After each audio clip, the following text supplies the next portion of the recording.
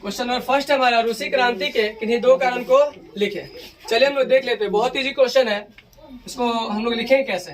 रूसी क्रांति के किन्हीं दो कारण, जब भी कारण बोलता है तो उसको एकदम इजी वे पर या इजी रास्ता पर हम लोग लिख सकते हैं। लिखेंगे कैसे कि रूसी क्रांति के किन्हीं दो कारण क्या है, निम्नलिखित है। चलिए हम लोग पहला पॉइंट लिखते हैं। 1917 ईस्वी में किसका शासन था पता है रूस में? जार का था। अब जार का शासन था तो जार जो था वहाँ पर लोगों पर अत्याचार बहुत करता था। वहाँ का जो लोग था, जो जनता था, उस पर जो बहुत ज्यादा क्या करता था, अत्याचार करता था। उसे लोग का सुख दुख का है ना थोड़ा भी चिंता नहीं था, जिसके वजह से वहाँ का लोग जो है ना किससे तंग आ गया पता है? जार से तंग आ गया था। अब सेकेंड पॉइंट इसका क्या है, दूसरा मतलब कि दूसरा कारण क्या है, तो वहाँ का लोग जो है, वहाँ का जो जनता था, उससे जो काम करता था क्या होता था, उसको काम तो जरूर करवाया जाता था, काम उससे बहुत करवाया जाता था, लेकिन उसके बदले उसको पैसा क्या मिलता था, कम मिलता था। अब पैसा कम मिलता था जिसके वजह से उसका भरण पोषण नहीं हो पाता था, उसका घर परिवार भी नहीं चल पाता था। अब घर परिवार नहीं चल पा रहा है तो भाई परेशानी तो होगा ही होगा। तो क्या क्या वहाँ का जनता, सभी जनता मिलकर क्या क्या पता है, आंदोलन कर दिया। क्या कर दिया? आंदोलन कर दिया, क्रांति कर दिया, जिसको हम लोग कौन सा क्रांति, रूसी क्रांति का नाम दिए, क्योंकि ये रूस में हुआ था, इसलिए इसको हम लोग कौन सा क्रांति का नाम दिए, रूसी क्रांति का नाम दिए। दो कारण है। पहला कारण क्या था कि 1917 ईस्वी से पहले रूस में जार का शासन था। जार का शासन था, जार जो वहाँ के लोगों को बहुत ज्यादा क्या करता था, तंग करता था, परेशान करता था और परेशान करता था। और उसको है ना जो वो सिर्फ है ना अमीर लोगों के बारे में सोचता था, वहाँ का जो गरीब जनता उसके बारे में वो नहीं सोचता था। वो सोचता था कि अमीर को ही साथ में रखना है, गरीब के बारे में हमको सोचता नहीं है। और सेकेंड पॉइंट क्या था इसका, तो इसका सेकेंड पॉइंट था कि रूस में जो गरीब था, मजदूर था, किसान था, उससे अधिक काम लिया जाता था, काम बहुत ज्यादा उससे करवाया जाता था। और काम बहुत ज्यादा करवाया जाता था और उसके बदले उसको क्या मिलता था पता है, पैसा बहुत कम मिलता था। अब पैसा कम मिलता है जिसकी वजह से होता क्या था, उसका घर परिवार भरण पोषण नहीं हो पाता था, घर परिवार नहीं चल पाता था, जिसके वजह से क्या होता था, वो लोग भूखे रहना पड़ता था। जिसके वजह से क्या हुआ, जब भूखे रहना पड़ता था तो वहाँ का लोग जो है, वहाँ का जो लोग है, कहाँ का लोग, रूस का जो लोग था, क्या क्या पता है, सब लोग मिलकर क्रांति कर दिया, रूस के सरकार के खिलाफ विरोध करना शुरू कर दिया। ठीक है, रूस के सरकार के खिलाफ क्या क्या विरोध किया, जो क्रांति में परिवर्तित हो गया, इसलिए इसका नाम क्या पड़ गया था, रूसी क्रांति पड़ गया। ठीक है, क्वेश्चन नंबर फर्स्ट कंप्लीट हो गया। चलिए क्वेश्चन नंबर सेकंड हम लोग देखते क्या है। एक मेरा क्वेश्चन है, क्वेश्चन नंबर सेकंड, सर्वहारा वर्ग, क्या नाम है, सर्वहारा वर्ग किसे कहते हैं ना, सर्वहारा वर्ग किसे कहते हैं। एकदम इजी क्वेश्चन है, बहुत इजी, हम लोग पता है एकदम अपने भाषा में सीखेंगे, कोई जरूरी है नहीं कि हम लोग मतलब क्या ना किताबी भाषा याद करना है, एकदम इजी तरीका से हम लोग सीख लेते हैं कि सर्वहारा वर्ग किसे कहते हैं। सीखना है, चलो देख लेते हैं हम लोग। तो सर्वहारा वर्ग किसे कहते हैं, समाज का वह वर्ग, समाज का वह वर्ग जिसमें गरीब, किसान, मजदूर, ये सभी लोग आते हैं, उसको हम लोग क्या बोलते हैं, सर्वहारा वर्ग कहते हैं। एकदम इजी है कि नहीं है, समाज का वह वर्ग जिसमें गरीब, किसान, मजदूर लोग आते हैं, उसको हम लोग क्या बोलते हैं, सर्वहारा वर्ग कहते हैं। अब क्वेश्चन नंबर थर्ड क्या है, एक और क्वेश्चन बताइए।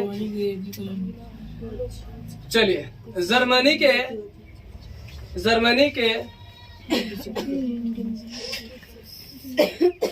एकीकरण की बाधाएं क्या थी, जर्मनी के एकीकरण की बाधाएं क्या थी। बहुत इजी क्वेश्चन है। एकीकरण का मतलब क्या होता है कि देश को जोड़ना। सबसे पहले हम लोग जानते हैं एकीकरण का मतलब क्या होता है, तो एकीकरण का मतलब होता है निर्माण करना, फिर से उसको जोड़ना। अब देखिए जर्मनी का एकीकरण हो जाता है, लेकिन इसमें कुछ बाधा था। अब बाधा क्या था हम लोग जान लेते हैं, जानना है, चलिए हम लोग जान लेते हैं। तो जर्मनी के एकीकरण की बाधाएं क्या थी। जर्मनी जो था, सबसे पहले हम लोग जानते हैं कि जर्मनी जो था, जर्मनी के एकीकरण की बाधाएं क्या थी। तो जर्मनी के एकीकरण की निम्नलिखित बाधाएं थी, बहुत कुछ बाधा था, उसको हम लोग जानते हैं, निम्नलिखित हम लिख के अब बताएंगे क्या क्या बाधा था। तो सबसे पहला पॉइंट था इसका कि जर्मनी के एकीकरण की पहली बाधा क्या थी पता है आप लोग को, क्या थी पहली बाधा। जर्मनी जो था उसमें 300 राज्य था, 300 छोटा बड़ा राज्य था। कितना था, 300 छोटा बड़ा राज्य था, पहला पॉइंट। सेकेंड पॉइंट क्या है, जितना भी राज्य था सब कमजोर था, सब कमजोर था। इसमें सबसे मजबूत कौन था, तो प्रशा था। कौन सा था, प्रशा था, सबसे मजबूत प्रशा था। उसके बाद है जितना भी कमजोर राज्य था वहाँ सभी का सेना शक्ति जो था क्या था, कमजोर था। सबसे पहला पॉइंट क्या है, 300 छोटा बड़ा राज्य था। सेकेंड पॉइंट क्या है, वहाँ का जितना सेना शक्ति जो था क्या था, कमजोर था। थर्ड क्या है, सबसे मजबूत वहाँ कौन था? तो प्रसा था। प्रसा नहीं चाहता था कि जर्मनी का एकीकरण हो, जिसके कारण जर्मनी का एकीकरण नहीं हो पाया। समझ में आया? क्वेश्चन नंबर 3 था। क्वेश्चन नंबर 4 बोलिएगा, लोकतंत्र किसे कहते हैं? राइट ना? चलिए, लोकतंत्र से आप क्या समझते हैं? एकदम इजी क्वेश्चन है, इसको तो हम और इजी हम लोग कर सकते हैं। देखो जितना भी क्वेश्चन हम लोग सीख रहे हैं, कौन सा भाषा में? अपना लैंग्वेज हमको यूज करना है, क्योंकि जो एग्जाम होता है, एग्जाम में भी लिखा रहता है, क्या लिखा रहता है? परीक्षार्थी यथासंभव प्रश्नों का उत्तर किसके शब्दों में दे? अपने शब्दों में। चलिए हम लोग जानते हैं लोकतंत्र से आप क्या समझते हैं। तो लोकतंत्र का अर्थ होता है, अर्थ मतलब लोकतंत्र का मतलब क्या होता है पता है आप लोग को? लोकतंत्र का मतलब होता है जिसमें जनता का शासन हो। किसका शासन हो? अब बताओ, जनता का शासन है तो अधिकार किसका होगा? जनता का ही होगा। तो लोकतंत्र का अर्थ क्या होता है? जनता का शासन। इसमें अधिकार जनता का होता है, जनता अपना निर्णय खुद ले सकता है। ठीक है, इसको हम लोग क्या बोलते हैं? लोकतंत्र कहते हैं। समझ में आ गया? अब जानते हैं हम लोग कि लोकतंत्र का प्रकार क्या है। तो लोकतंत्र का जो है प्रकार 2 गो है। क्या गो है? 2 गो है। एक का नाम है अप्रत्यक्ष लोकतंत्र और दूसरा का नाम क्या है? प्रत्यक्ष लोकतंत्र। या हम लोग पहले बोल सकते हैं प्रत्यक्ष लोकतंत्र और दूसरा का नाम क्या है? तो अप्रत्यक्ष लोकतंत्र। एकदम इजी हो गया। ये क्वेश्चन नंबर हमारा 4 था। कितना था? 4 था। क्वेश्चन नंबर 5 क्या बोलिएगा आप लोग? रविवार क्या? खूनी रविवार क्या? चलिए, खूनी रविवार क्या? ये तो बहुत इजी क्वेश्चन है।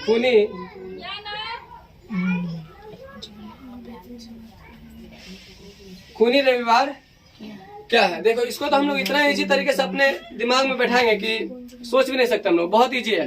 1905 ईस्वी में पता है युद्ध हुआ था किसके बीच? रूस और जापान के बीच में 1905 ईस्वी में क्या हुआ था? युद्ध हुआ था। अब युद्ध होगा तो कोई ना कोई जीतेगा, कोई ना कोई तो हारेगा। तो 1905 ईस्वी में जो युद्ध हुआ था उसमें कौन हार गया था पता है? रूस हार गया था, बुरी तरह से हार गया था। जब रूस हार गया तो वहाँ का जनता जो है ना बहुत ज्यादा गुस्सा आ गया। और गुस्सा आने के बाद है ना सड़क पर उतर आया। ठीक है, सड़क पर उतरने के बाद है ना वहाँ का जनता क्या करने लगा? विरोध करने लगा। क्या करने लगा? विरोध। किसका विरोध करने लगा? तो रूस के सरकार का। रूस के सरकार का विरोध करने लगा। उसके बाद क्या हुआ कि रूस के सरकार का विरोध करने लगा। विरोध करते करते किधर जाने लगा? रूस के सरकार का मतलब कि राजा का जिधर महल था, सेंट पीटर्सबर्ग नाम था। क्या नाम था? सेंट पीटर्सबर्ग नाम था। महल का नाम क्या था? Saint Petersburg. महल का नाम सेंट पीटर्सबर्ग। महल की ओर जाने लगा। अब क्या हुआ? महल की ओर जाने लगा तो राजा गुस्सा आ गया। गुस्सा आने के बाद सैनिकों को, मतलब वहाँ का जो उसका जो सैनिक था, राजा का जो सैनिक था, राजा का सैनिक था, उसको राजा है ना अधिकार दे दिया कि तुम इन लोगों पर क्या कर दो? गोलियां बरसा दो। ठीक है, और जब गोलियां बरसा दिया तो क्या हुआ? वहाँ पे बहुत सारा लोग जो था क्या हुआ? मर गया। अब मर गया तो खून बहा कि नहीं बहा? खून बहा। अभी घटना किस दिन का हुआ था पता है आप लोग को? रविवार को हुआ था, इसलिए इसका नाम क्या पड़ गया था? खूनी रविवार पड़ गया। ठीक है, कि रविवार को बहुत सारा खून हुआ था जिसकी वजह से खूनी रविवार पड़ गया। अब इसको एक और नाम दिया गया है भाई। क्या नाम दिया गया? दूसरा नाम। तो इसको दूसरा नाम दिया गया लाल रविवार। इसे कहा जाता है। क्या कहा जाता है? लाल रविवार कहा जाता है। इसमें ऑब्जेक्टिव क्वेश्चन आ सकता है कि लोग जो खूनी रविवार में आंदोलन कर रहे थे या क्रांति कर रहे थे, वो लोग जो है क्या कर रहे थे? क्रांति कर रहे थे जो, तो वो लोग क्या नारा दे रहे थे? नारा वो लोग का क्या था? तो वो लोग का नारा था रोटी दो का नारा था। किस चीज का नारा था? रोटी दो का नारा था। अब सेकेंड क्वेश्चन हमारा ऑब्जेक्टिव में आ सकता है कि खूनी रविवार कब हुआ था? तो 1905 ईस्वी में हुआ था। ठीक है, अब खूनी रविवार क्यों हुआ था? तो खूनी रविवार होने का रीजन यही था कि रूस जो है किससे हार गया था? जापान से हार गया था, जिसके वजह से वहाँ का आर्थिक स्थिति जो है क्या हो गया था? खराब हो गया था। और जनता गुस्सा आकर क्या करने लगा? सरकार का विरोध करने लगा। सरकार का जब विरोध करने लगा तो सरकार का जो मतलब वहाँ का जो राजा था, राजा के महल की ओर जनता गया। ठीक है, विरोध करते करते कहाँ गया? राजा के महल की ओर। जब राजा के महल की ओर गया तब क्या हुआ? तो राजा के महल की ओर गया तब क्या हुआ? तो उस समय हुआ कि सब लोग है ना विरोध करने लगा। विरोध करके नारा लगा रहा था कि रोटी दो का नारा लगा था। क्या लगा था? रोटी दो का नारा लगा था। अब क्या हुआ? तो रोटी दो का नारा लगा, जिसके बाद है वहाँ का जो सैनिक जो है इन लोगों पर क्या कर दिया? गोली बरसा दिया। अब गोली बरसा दिया तो बहुत जनसंख्या मर गया, बहुत सारा लोग मर गया। अब बहुत सारा लोग मर गया तो खून बहा कि नहीं बहा, इसलिए इसको ये घटना जो हुआ था किस दिन को हुआ था, रविवार को हुआ था, इसलिए इसका नाम क्या पड़ा था, खूनी रविवार पड़ा था। क्या पड़ा था, खूनी रविवार पड़ा था। उसके बाद क्या है, इसको एक और नाम हम लोग जानते हैं, तो लाल रविवार कहा जाता है। इसको क्या कहा जाता है, लाल रविवार कहा जाता है। क्वेश्चन आप सब्जेक्टिव में ये भी आ सकता है कि खूनी रविवार किस देश में हुआ था, तो रूस में हुआ था। खूनी रविवार का दूसरा नाम क्या है, तो लाल रविवार है कि नहीं। खूनी रविवार कब हुआ था, 1905 ईस्वी, है कि नहीं। रूस का जो जनता था विरोध करते करते किस महल की ओर जा रहे थे, तो महल का नाम क्या है, सेंट पीटर्सबर्ग है। ठीक है, सेंट पीटर्सबर्ग है। 5 क्वेश्चन था ना, 5 क्वेश्चन हम लोग कंप्लीट हो गया ना, प्रिंट कर दीजिए, तो कहला रखो।